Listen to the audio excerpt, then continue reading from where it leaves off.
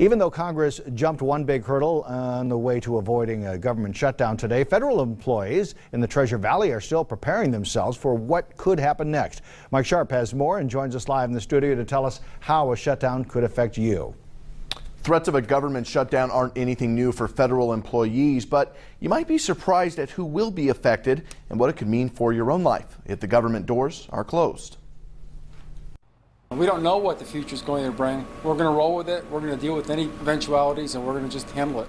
Members of the Idaho National Guard are watching the events in D.C. very closely because although the military will still exist through a government shutdown, some employees could find themselves forced to take unpaid time off. It's a reduction in pay for many of our personnel, which means less income for our families to be able to spend on things like new shoes, new school clothes, perhaps a new car is needed. It's just not going to be bought. The news of possible unpaid time off isn't something unusual to our servicemen and women.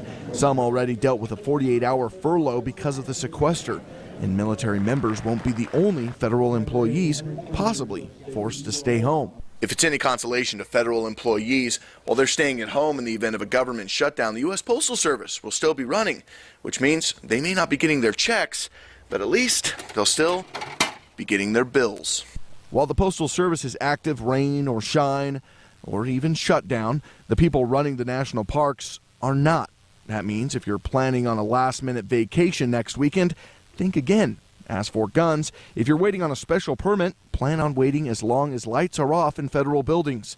But for many of us, the effects will likely not be much more than annoying.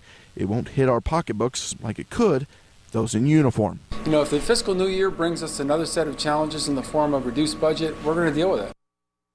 Many of the agencies I spoke with didn't want to go on camera because they really don't know how they will be affected if the shutdown happens. For that reason, a lot of federal employees are just crossing their fingers, hoping for a resolution. Live in studio, I'm Mike Sharp. Today's 6 on your side.